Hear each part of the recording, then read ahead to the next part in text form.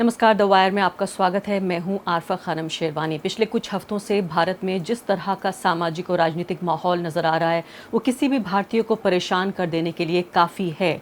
दो अलग अलग धार्मिक समूहों, हिंदू और मुसलमानों के बीच जिस तरह का धार्मिक तनाव नज़र आ रहा है, सांप्रदायिक तनाव नज़र आ रहा है, लेकिन इस सब के बीच में सरकार या जो राज्य है, जो स्टेट है, वो एक पार्टी बन के उभर रहा है। ये सबसे ज़्यादा चिंता का विषय बन रहा है। मध्य प्रदेश से लेकर मध्य प्रदेश के खारगांव में और दिल्ली के जहांगीरपुरी में जिस तरह से गरीब मुसलमानों के घर ढाए गए, उनकी दुकानें ढाई गई, उनसे उनकी रोजी रोटी छीनी गई, और इस सब को ध्रुवीकरण के तौर पर जिस तरह से भारत में इस्तेमाल किया जा रहा है, ऐसे में जो भारत के जिम्मेदार नागरिक हैं और खासकर जो हमारे लोकतंत्र के स्तंभ के तौर पर जुडिशरी है, उसमें किस तरह की हलचल है, वो इसे किस तरह से देख रहे हैं, आगे किस तरह का माहौल बनेगा। और जिस तरह से मैंने कहा कि एक पॉलिटिकल पार्टी या जो राज्य है जिसको चुनकर भेजा है सरकार बनाकर, अगर वो एक पार्टी के तौर पर उभरे तो देश के जो नागरिक हैं या बाकी जो स्तंभ हैं वो क्या करें। हमारे साथ बेहद खास मेहमान मौजूद हैं इस पर चर्चा के लिए, उनकी राय जानने के लिए। हमारे साथ जस्टिस दीपक गुप्ता मौजूद हैं जो कि जज रह चुके हैं सुप्रीम कोर्ट के। इसके अलावा वो चीफ जस्टिस रह चुके हैं त्रिपुरा हाई कोर्ट के और छत्तीसगढ़ हाई कोर्ट के भी। एक ऐसे जज के तौर पे भी वो जाने जाते हैं जो अपनी बातें खुल कर कहते हैं, और इसीलिए इस कार्यक्रम में ये उम्मीद भी उनसे हम करते हैं, खासकर हमारे हिंदी के दर्शकों के लिए हमने जस्टिस गुप्ता को बुलाया है कि वो इस बात को समझें कि किसी भी देश में जो कानून का राज है, जो रूल ऑफ लॉ है, अगर वो कमज़ोर हो रहा है तो क्या लोकतंत्र की जड़ें कमज़ोर हो रही हैं। जस्टिस गुप्ता, बहुत बहुत स्वागत आपका शुक्रिया कि आपने हमें वक्त दिया। सबसे पहले मैं आपसे जानना चाहती हूँ कि देश में जिस तरह की हालात नज़र आ रहे हैं उस पर आपकी क्या राय है, आप किस तरह से देख रहे हैं? जो हालात है वो चिंताजनक है और दो समुदायों के बीच में झगड़ा बढ़ाया जा रहा है। जो कम हो सकता था वो मेरे को लगता है वो बढ़ाया जा रहा है, और इसमें पॉलिटिकल पार्टीज का भी रोल है। और मेरे को जो सबसे चिंता की बात लग रही है कि पुलिस एक इंडिपेंडेंट तौर पे नहीं काम कर रही। वो ऐसे काम कर रही है जैसे कि वो जो सरकार कहती है उस पे चलती है। अब झगड़े पहले भी होते थे, आगे भी होते रहेंगे, बिकॉज जब ये रिलीजन और पॉलिटिक्स के बीच में जब तक हमारा ये मेल रहेगा तब तक लोग इसको उछालने की कोशिश तो करेंगे। वोट बैंक पॉलिटिक्स जब तक है तब तक पार्टीज कोशिश करेंगी कि अपना वोट बैंक स्ट्रेंथन हो।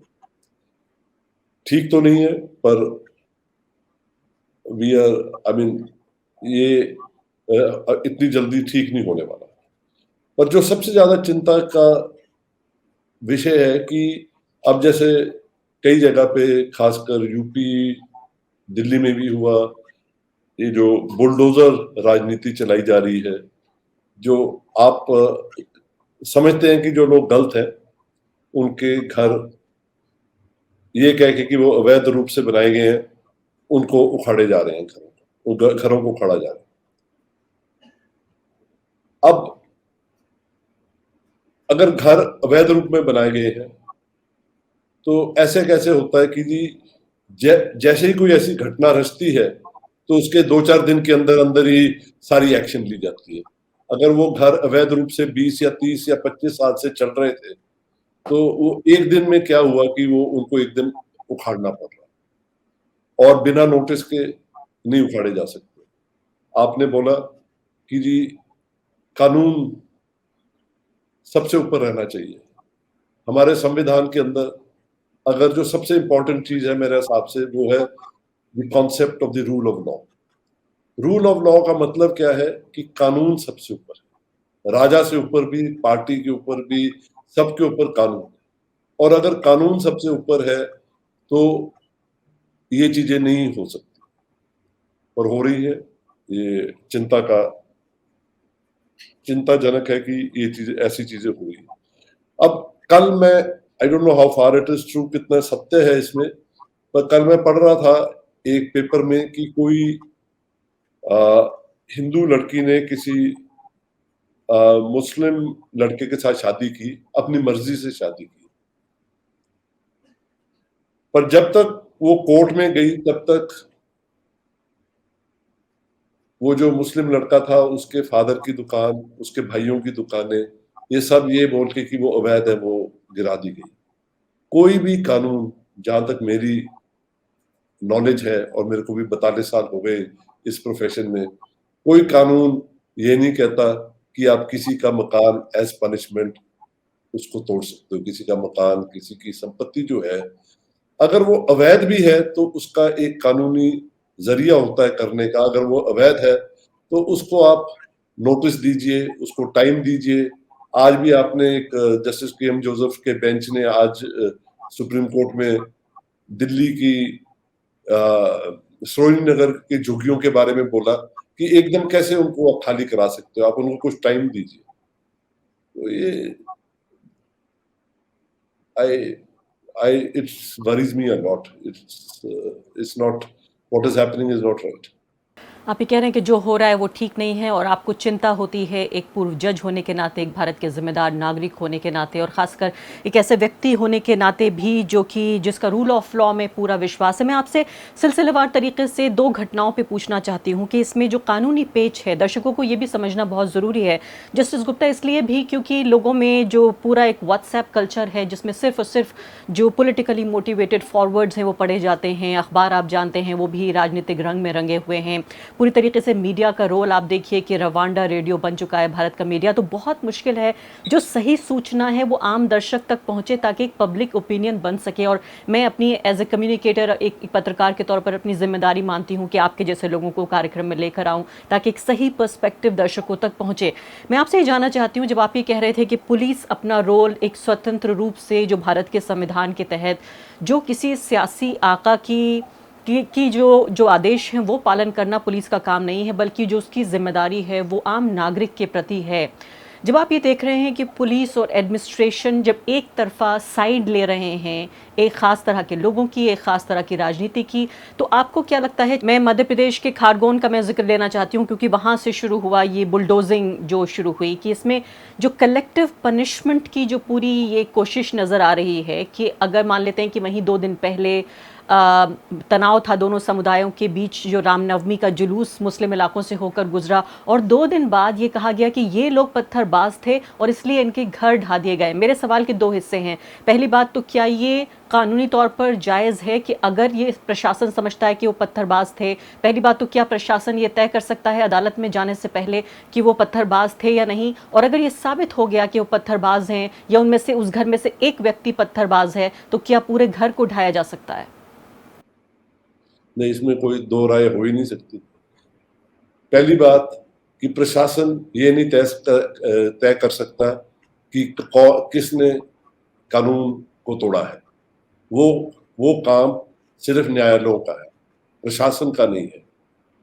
न्यायालय डिसाइड करेगा कि किसी ने कानून तोड़ा है या नहीं, और उसको क्या उसकी सजा मिलनी चाहिए, वो भी न्यायालय कानून के के 4 किनारों में ही दे सकता है। अगर उसकी पनिशमेंट लिखी गई है कि इसको 2 साल से जेल हो सकती है, तो उसको 2 साल जेल दे सकते, उसका घर नहीं तोड़ सकते। घर तोड़ने की सजा कहीं पे भी नहीं है। जब मैंने आपको पहले भी बोला कि किसी भी कानून में ये सजा नहीं है कि किसी का घर तोड़ा जा सकता है। और जैसे आपने बोला कि अगर घर में 5 या 10 व्यक्ति रहते हैं, उनमें से 2 या 3 या 5, मैं कहता हूँ 10 में से 8 ने भी पत्थर फेंके हों, पर जिन 2 ने नहीं फेंके उनको आप कैसे सजा दे सकते हैं उनका घर बार तोड़ के? ये तो बिल्कुल गैर कानूनी है जो एक्शन ली जा रही है ऑफ ब्रेकिंग दी हाउसेस।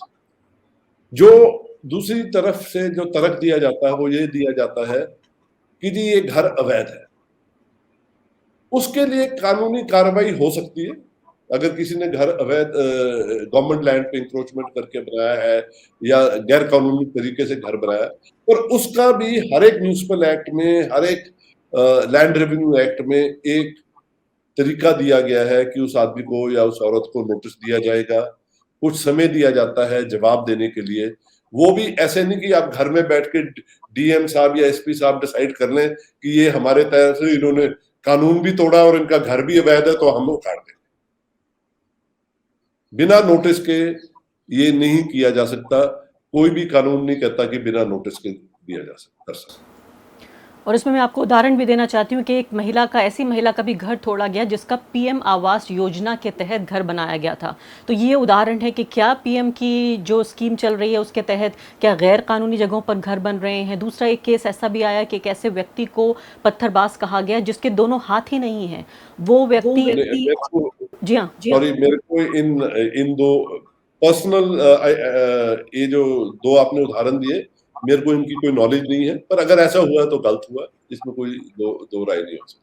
जी हाँ, मैं आना चाहती हूँ अब दिल्ली में जो हुआ जहांगीरपुरी में, जिसमें सुप्रीम कोर्ट ने कहा कि स्टेटस को होगा और 2 हफ्ते तक फिर यथास्थिति बनाए रखने की बात की। जस्टिस गुप्ता, इसमें एक तो ये हैरानी की बात थी ही कि किस तरह से रातों रात, यानी कुछ ही घंटे के भीतर, सिर्फ 48 घंटे पहले वहाँ पर कम्युनल वायलेंस हुआ जिसमें आधे दर्जन से ज़्यादा लोग घायल हुए, जिसमें पुलिसकर्मी भी शामिल थे। उसके 48 घंटे के भीतर ही जो भाजपा के प्रदेश अध्यक्ष हैं दिल्ली के, वो खत लिखते हैं म्युनिसिपल कॉरपोरेशन को और फिर उन लोगों के घर ढाने के लिए बुलडोजर्स पहुंच जाते हैं। तो सबसे बड़ी बात तो क्या इसको आप किसी तरीके से कानून सम्मत कहेंगे कि एक जो पॉलिटिकल पार्टी का व्यक्ति है वो म्युनिसिपल कॉरपोरेशन को बोलता है, उसके कुछ घंटों के भीतर ही सुबह सुबह 9 बजे बुलडोजर्स पहुंच जाते हैं उन लोगों के घर ढाने के लिए, दुकान ढाने के लिए? नहीं, वो चिंता की बात तो यही है ना कि जो अथॉरिटीज, वेदर ब्यूरोक्रेसी है या पुलिस है, जिसको संविधान के दायरे में रहना चाहिए, जो ठीक है वो करना चाहिए, जो और अगर कोई गैर कानूनी चीज बनी है तो उसको तोड़ना भी चाहिए, पर अगर उसको तोड़ना है तो कानून के मुताबिक ही तोड़ना पड़ेगा। ये नहीं कि आप, और सुप्रीम कोर्ट ने स्टे दिया, सुप्रीम कोर्ट में केस पेंडिंग है, इसलिए मैं इसके ऊपर ज्यादा टिप्पणी नहीं करना चाहता क्योंकि ये केस सुप्रीम कोर्ट में पेंडिंग है। तो 2-3 चीजें जो खास उभर के आती हैं, एक कि सुप्रीम कोर्ट ने स्टे दिया, वो सारे मीडिया में वो आ गया कि सुप्रीम कोर्ट ने स्टे दिया, और फिर भी मेयर साहब कहते हैं जब तक मेरे हाथ में ऑर्डर नहीं आएगा तब तक मैं ये रोकूंगा नहीं कार्यवाही तोड़ने की। ये शोभा देता है किसी उच्च उच्च अधिकारी को जो मेयर के लेवल का है कि हम, अगर आपको पता चल जाए, अगर शक भी हो कि कोर्ट ने एक स्टे ऑर्डर दिया है, तो जो भी कानून को मानता है वो कहेगा अच्छा मैं 15 मिनट या 1 घंटा वेट कर लेता हूं, तब तक आप ऑर्डर लेके आए। जब किसी ने बोला है, और ये नहीं कि एक एमपी ने बोला कि हमारे को स्टे मिल गया है, तो जिस तरीके से ये हो रहा है ये बिल्कुल ठीक नहीं हो रहा। पॉलिटिकल एंगल दिया जा रहा है, और political angle in administrative action should never be there. और 2 घंटे तक, यानी सोचिए कि सुप्रीम कोर्ट के स्टेटस को, यानी उनके ऑर्डर के बाद 2 घंटे तक भी जो डेमोलिशन था वो जारी रहा। मैं आपसे ये जानना चाहती हूँ कि क्या ये आप मानते हैं कि सुप्रीम कोर्ट के आदेश की अवमानना थी? जी, अवमानना तो है, बट ये technically may be they can say कि जी हमारे को ऑर्डर तो अभी तक सर्व नहीं हुआ था, टेक्निकलिटी में। बट टेक्निकलिटी से बाहर एक और बड़ी चीज होती है कि जो, अगर हम कानून व्यवस्था में अपनी आस्था रखते हो, अगर हम ये मानते हो कि this country is govern by the rule of law और कानून सबसे ऊपर है, तो फिर ऐसे बहाने नहीं ढूंढने चाहिए। क्या कंटेम्प्ट ऑफ कोर्ट हुआ है या नहीं, ये मैं नहीं कह सकता, बिकॉज इसमें एंगल डिफरेंट आएगा, उसमें टेक्निकल हो सकता है कि it may not be contempt of court, but still ये disrespect to the supreme court तो डेफिनेटली। आप ये कह रहे हैं कि कोर्ट का अनादर है, कम से कम डिसरिस्पेक्ट है। मैं एपी शाह साहब को सुन रही थी, जस्टिस एपी शाह करण थापर को इंटरव्यू दे रहे थे, उन्होंने वो इस हद तक गए, उन्होंने ये कहा कि तमाम जो अधिकारी शामिल थे, चाहे इसमें हायर अथॉरिटीज़ हों या लोअर अथॉरिटी हो, इन सबको अदालत के ज़रिए सज़ा दी जानी चाहिए। They all should be punished. ऐसा है, इतना आगे मैं, जस्टिस शाह की इंटरव्यू मैंने भी देखी, मैं उनके साथ टोटली सहमत नहीं हूँ, क्योंकि उनको भी सुनाई, जैसे मैं कहता हूं कि इन लोगों को सुनवाई देनी चाहिए जिन्होंने जिनके घर तोड़े गए, वैसे ही जिनके ऊपर ये आरोप है कि उन्होंने कोर्ट के ऑर्डर की अवमानना की है, उनको भी सुनवाई देनी चाहिए।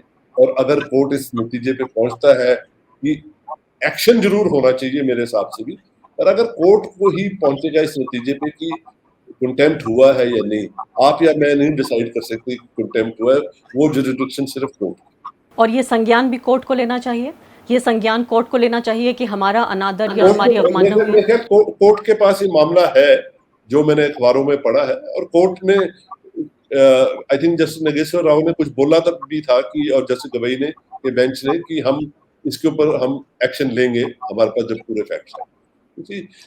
आई also feel that we should not overreach the court when the court is doing things. We can't speak on those matters. जी हाँ, और यही तो लोकतंत्र की ये सुंदरता है कि दो पूर्व जज आपस में असहमत होते हैं, लेकिन ऐसी एक बिंदु भी आते हैं जहां वो सहमत होते हैं। आप दोनों की राय अलग अलग है, लेकिन दोनों एक बात पर कायम है, और वो है ड्यू प्रोसेस ऑफ लॉ का, जिसका आप लगातार पिछले कुछ मिनटों से जिक्र कर रहे हैं। मैं आपसे ये जानना चाहती हूँ कि ये जो बुलडोज़र राज जिसको हम देख रहे हैं, मध्य प्रदेश से लेकर उत्तर प्रदेश से लेकर और दिल्ली की, देश की राजधानी दिल्ली तक पहुँच रहा है, क्या आपको लगता है कि ये बुलडोज़र सबसे पहले जो प्रक्रिया है, जो ड्यू प्रोसेस है, उसको बुलडोज कर रहा है? बिल्कुल, दिस बुलडोजर पॉलिटिक्स या बुलडोजर लॉ, जिस तरीके bulldozer being used as an instrument of implementing the law, ये तो एक बिल्कुल गैर कानूनी है, संविधान के खिलाफ है, मौलिक अधिकारों के खिलाफ है, ये बिल्कुल ही गैर कानूनी, इसमें कोई दो राय नहीं हो सकती। इसका कोई भी, अगर आप देखेंगे जब सोलिसिटर जनरल अफेयर हुए, उन्होंने ये नहीं बोला कि जी बुलडोजर बिल्डिंग ने तोड़ी गई, उन्होंने बोला वो तो हम सिर्फ कोई टेबल कुर्सियां हटा रहे थे वहां से आगे से जो गवर्नमेंट लैंड पे लगी थी। तब सुप्रीम कोर्ट ने पूछा उनसे कि भी फिर बुलडोजर की क्या जरूरत थी। ये जब जो सरकार है, जो संरक्षक है लोगों के मौलिक अधिकारों का, अगर वो ही मौलिक अधिकार तोड़ने लग जाए और गैर कानूनी काम करने लग जाए, जब बाड़ी खेत को खाने लग जाए, तब चिंता तो होगी ही। बाड़ी खेत को खाने लग जाए तो चिंता होगी, बिल्कुल सही बात है। इस कड़ी में आखिरी सवाल आपसे पूछती हूँ और उसके बाद में अन्य महत्वपूर्ण सवालों पे भी जाऊंगी। इसमें सबसे बड़ा आर्ग्यूमेंट ये दिया जा रहा है, खासकर सोशल मीडिया पर जो सरकार के समर्थक हैं वो कह रहे हैं कि आपको क्यों परेशानी है, ये भारतीय नागरिक नहीं है, ये सब रोहिंग्या हैं जिन्हें यहाँ बसाया गया, इसलिए इनके घर तोड़े जा सकते हैं। मैं सिर्फ फॉर आर्ग्यूमेंट सेक, सिर्फ ये दलील के लिए आपसे पूछती हूँ कि अगर ये रोहिंग्या थे, मान लेते हैं कि ये रोहिंग्या हैं, ये बांग्लादेशी हैं, तो क्या इनके घर इस तरह से ढाए जा सकते हैं या उनकी दुकानों पे बुलडोजर चलाया जा सकता है? व्हाट्सएप यूनिवर्सिटी में कोई और लॉ की डिग्री देते होंगे तो मैंने नहीं पढ़ी है, पर अगर रोहिंग्या भी है, ह्यूमन बींग्स तो है, और कई राइट्स होते हैं जो ह्यूमन राइट्स होते हैं। अगर संविधान नहीं भी होता तो हर एक आदमी, सिर्फ नागरिक नहीं, हमारे कुछ मौलिक अधिकार हैं जो सिर्फ नागरिकों के लिए है, और कुछ मौलिक अधिकार है वो हर इंसान के लिए। And article 21 applies to every person. तो इसमें अगर रोहिंग्या है भी, तो तब भी पुलिस नहीं डिसाइड कर सकती कि रोहिंग्या है कि नहीं। वो तो उनको एक मौका देना पड़ेगा। अब जैसे असम में अब वो चल रही है, एक ट्रिब्यूनल बने हैं, वो डिसाइड करते हैं कि जी वो इंडियन सिटीजन है कि नहीं है। ये role the police cannot be prosecutor, जज in its own cause. जी हाँ, अगला सवाल बहुत महत्वपूर्ण सवाल जस्टिस गुप्ता जो मैं आपसे पूछना चाहती हूँ, वो जो नफ़रत का पूरा एक बाज़ार लगा हुआ है, जो मंडी लगी हुई है, अलग अलग जगहों पर लोग भगवा कपड़े पहनकर, ये लोग अपने को कहते हैं हम साधु हैं, संत हैं, बाकायदा नरसंहार की ललकार अलग अलग जगहों से जो हरिद्वार से शुरू हुई। अब ये समझ लीजिए कि पत्रकार के तौर पर हमारा छोटा संस्थान है, हमारे जैसे लोगों के लिए तो ये कवर करना भी संभव नहीं है। जितनी जगहों पर ये ब्रांच आउट हो रहे हैं, जितनी जगहों पर इस तरह के मेले लग रहे हैं, नफ़रत के जो ये पूरे मेले लगे हुए हैं, मैं आपसे ये जानना चाहती हूँ कि एक व्यक्ति को एक बार गिरफ्तार किया जाता है, उसके बाद उसको कुछ ही 4-6 दिन में ज़मानत हो जाती है, फिर वो व्यक्ति वही करने लगता है। अभी एक लड़का था जो नाबालिग, जिसको बताया उसने अपने आप को साबित किया, जो जामिया में जिसने गोली चलाई, 17 साल का, उसने अपने को साबित कर लिया, फिर बेल मिल गई, बाहर आ गया। अब वो फिर वही काम कर रहा है, उससे ज़्यादा ख़तरनाक काम कर रहा है, लोगों को गौरक्षा के नाम पर उनकी पिटाई कर रहा है, लोगों को टेरराइज़ कर रहा है। इसके अलावा मैं बहुत सारे लोगों के नाम भी आपके सामने ले सकती हूँ, लेकिन आप खुद जानते हैं नरसिंहनन जैसे लोग हैं, और इस तरह के बहुत सारे लोग अब आ गए हैं, सिर्फ एक ही ये 2 लोग नहीं हैं।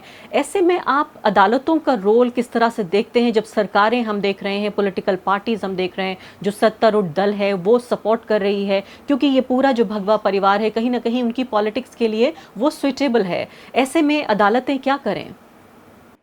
ऐसा है कि यहाँ पे सिर्फ भगवा कपड़े वाले भी नहीं, कोई भी, चाहे किसी ने सफेद कपड़े पहने हो या भगवा कपड़े पहने हो, अगर कोई भी बोलता है कि कानून तोड़ के या किसी हिंसा का सपोर्ट लेंगे, उसका मैं सपोर्ट नहीं करता। ये सिर्फ एक कौम में नहीं हो रहा, सब कौमों में हो रहा है। पर आप ठीक कह रही हैं कि ऐसा लगता है कि एक कौम को थोड़ी सी एक सपोर्ट मिल रहा है जो सरकार से या पुलिस से। पर जहां तक कि अगर कॉल टू वायलेंस है, वो कहीं से भी आए, वो गलत है। और जहां तक आज, अगर आपने देखा होगा, आज जस्टिस खानविलकर ने इस मामले में बड़ा कड़ा संज्ञान लिया है, जो उत्तराखंड में हुआ और जो हिमाचल में हुआ। और इसलिए मैं उम्मीद, अगर आज जो उनकी टिप्पणी, कोर्ट की टिप्पणी है इसके बारे में, उन्होंने बड़े कड़े शब्दों से इसको अपोज किया और कहा कि police must report and the state must report and we will call the chief secretaries to court if we are not satisfied with the state. तो कोर्ट ले रहा है संज्ञान and I am very hopeful कि the supreme court will step in और कुछ इसमें, और जरूरत भी है, सुप्रीम कोर्ट को जरूर इसमें स्टेप इन करना चाहिए, क्योंकि ये सारे देश में बढ़ते जा रहा है। अब ये सिर्फ एक राज्य में सीमित नहीं है, ये बाकी राज्य भी ऐसे फॉलो कर रहे हैं। तो इसलिए ये तो call to violence by anybody, the police must take action. अगर लॉ एंड ऑर्डर को खतरा कोई भी डालता है, हिंदी हो, मुसलमान हो, सिख हो, क्रिश्चियन हो, उसके अगेंस्ट एक्शन होनी चाहिए।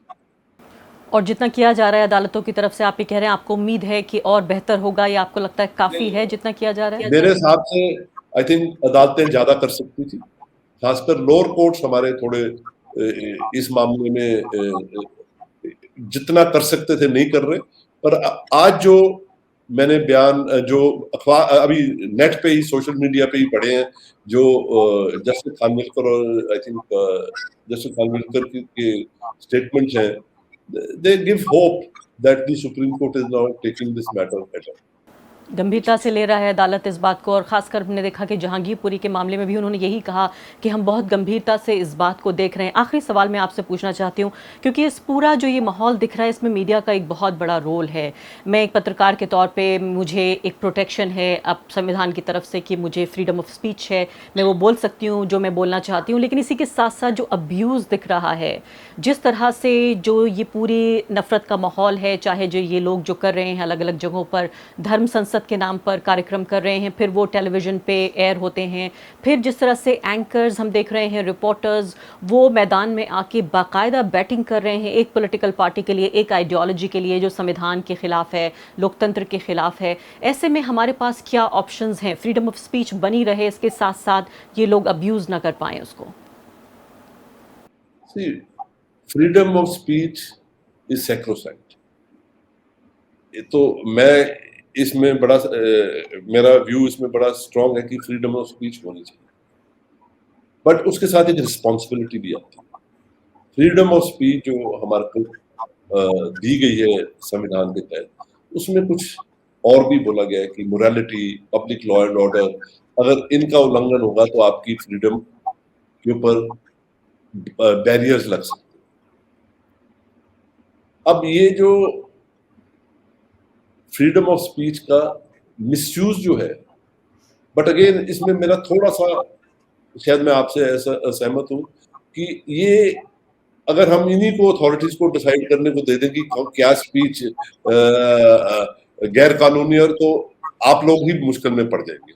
और मैं मीडिया के ऊपर कमेंट नहीं करना चाहता आज, not today, if I have, not that I am scared, if अगर कोई ऐसा इंटरव्यू होगा जो मीडिया के ऊपर, बट मैं आपके साथ बिल्कुल सहमत हूं कि अब media is not totally independent. There are some independent houses, but there are media, चाहे वो राइटिस्ट हो या लेफ्टिस्ट हो, जब वो एक अपनी आइडियोलॉजी के ऊपर चल पड़ता है,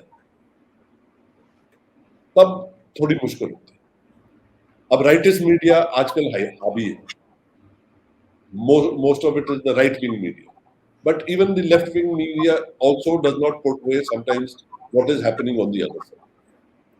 So it must be, that is, journalism must be independent. Journalists को बिल्कुल इंडिपेंडेंट होना चाहिए। मैं तो आपसे, आपने अब इंटरव्यू कर ली, मैं एक ही चीज से इसको खत्म करना चाहता हूँ, चाहे पुलिस वाले हो, चाहे जज हो, चाहे एडमिनिस्ट्रेटर्स हो, डिस्ट्रिक्ट मजिस्ट्रेट, चाहे बीजेपी के आदमी हो, वो एक वाली जो संविधान का प्रियम्बल है, हम सब ये तो मानते हैं कि हम संविधान से जुड़े हुए हैं, अगर उसका प्रियम्बल पढ़, हमारे जो फाउंडिंग फादर्स थे, जो प्रियम्बल है मेरे हिसाब से that is the heart and soul of the constitution. उसमें पूरे हमारे संविधान का जो मूल है वो प्रियम्बल में लिखा गया। एंड हमने क्या बोला, हमने जब ये कि we the people of India, justice, social, economic and political. Social justice, before economic and political justice we talk of social justice. Liberty of thought, expression, belief, faith and worship. तो हर एक को अपना सिर्फ फेथ ही नहीं, एक belief के ऊपर भी, मैं नास्तिक हो सकता हूं, मैं आस्तिक हो सकता हूं, मैं हिंदू हो सकता हूं, मैं मुसलमान हो सकता हूं, सबको संविधान की protection. Equality of status and opportunity, सब बराबर है, हर एक नागरिक बराबर है कानून के हिसाब से। कोई उसको अगर ये चीजें ध्यान में रखी जाए, and most of all, and to promote amongst them all fraternity, assuring the dignity of the individual and the unity and integrity of the nation. अब ये कोई भी जो दूसरी धड़े से अगर कोई डिबेट करता है, वो ये बता दे कि ये जो एक्शन हो रहे हैं बुलडोजर के, क्या ये प्रियम्बल के तौर पे हो रहे हैं? ये एक एक प्रियम्बल की एक एक लाइन अगर देखी जाए तो ये जो बुलडोजर एक्शन जो है, that violates every aspect of our constitution and the people. जी, बहुत बहुत शुक्रिया आपका जस्टिस गुप्ता, आपने हमें समय दिया और बहुत ही विस्तार से तमाम मुद्दों पर चर्चा की। शुक्रिया आपका। Thank you very much. The wire के और वीडियोस देखने के लिए सब्सक्राइब करें और बेल आइकन पर क्लिक करें। स्वतंत्र पत्रकारिता की आर्थिक मदद करने के लिए डिस्क्रिप्शन में दिए गए लिंक पर जाएं और अपनी राशि चुनें।